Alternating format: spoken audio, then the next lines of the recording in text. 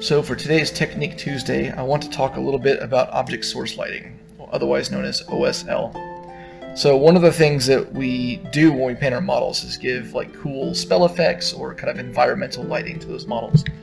And a lot of times we just kind of wing it. You know, you paint the light onto the model either early on when you're painting the rest of the model, or you wait until you've painted the model and then you do it. Whether that's with a brush or an airbrush, doesn't really matter, and it's up to, you know, it's painter's choice. However, I'd like to give a couple tips that I've picked up along the way that kind of help understand how the OSL should look, and also kind of give ideas on how to plan the model out. So if we take, for example, sticky notes, I've got orange and pink here. I couldn't find green in the house, and yellow is just kind of lame, so we're not going to use that.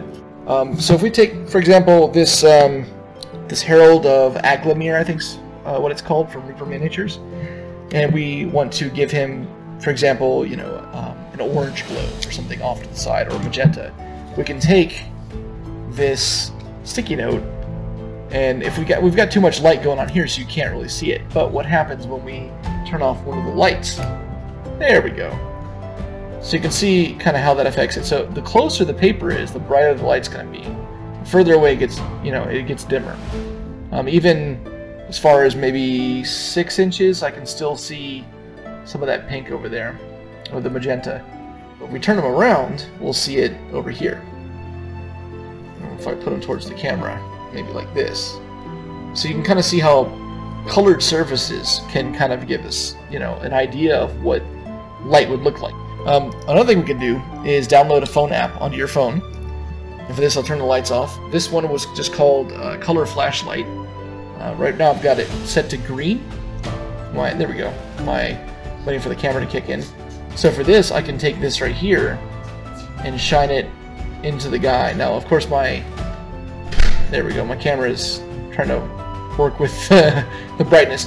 Well, we can use this to shine light up onto the model and see exactly how the lighting will work.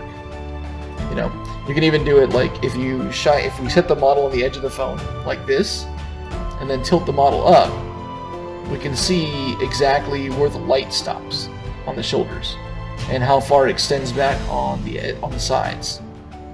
You know, and if you look very carefully, you'll notice that the front over here of the base is brighter than, you know, it gradiates out and gets darker going back there, but the brightest spot on the model itself seems to be the face in this pocket right here, where all the light is kind of gathering. And it does get darker inside the sleeves, but I mean, it's just another way to kind of judge your models, you know, and say, oh, how's this going to look? Now this app is useful because the fact that I can change the color. So for example, we want to give him like a red glow. There we go, red, not pink, or whatever that looked like. We can do red. And I think that's what I might do for this person when I paint him. So it's pretty cool. One of the ideas that I had for this this Hell Knight Signifier back here from Reaper was to use the light from above like this. So it's coming in and it's hitting her wrist and behind her, but it's not hitting like her the skin and stuff that's hidden by either this arm or that's not directly in line of the light, because light travels in straight lines, at least at this level of physics, and so it's not going to hit spots where it can't get to. The only exception to that rule is bounce lights. So that kind of brings me to the next portion of this. Not so much at the smaller scale, but definitely at the larger scale, you can do stuff with bounce lights.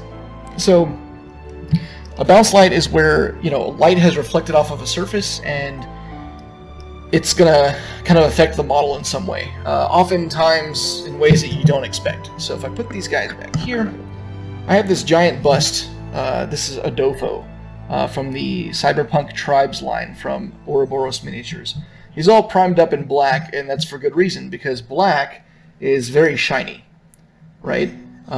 Especially, it's more shiny than the white is anyway, for this white primer, and it's gonna look better on the screen to kind of show what I'm talking about.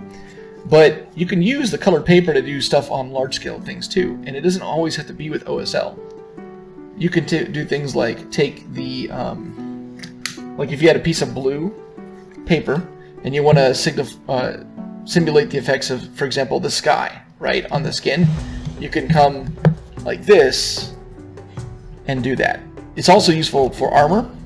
It's kind of the same principle. Armor, you know, if you're doing it with just true metallic metals, you know, the metallic flaked pigments, then, you know, you don't really have to worry about non-metallic metal and stuff, because, you know, the metal is going to reflect light on its own anyway. But you can use inks, you can use, you know, washes or whatever you want to kind of do the same effect, to kind of get that reflection in there for metals. I hope that it works out for you. If you have any questions, ask me. Again, colored paper. You can even buy acrylic sheets from the hobby store, like white acrylic, and use those to, like, you can spray them down with different colors. So you can buy like 8.5 by 11 sheets, just like printer paper, and it's just acrylic, and you can just spray it with, you know, whatever color you want, and just do it one on each side, and then you've always got the little acrylic cards on hand to kind of do what I did with the sticky notes to do that. So anyway, yeah, I hope it helped, and if you have any questions, ask. If you use this at all to paint something, like I'm going to paint these guys, feel free to post in the comments or tag me whenever you do it. I'll come look at it, and we'll all celebrate that, you know, we learned something together. So thanks a lot. Have a good night.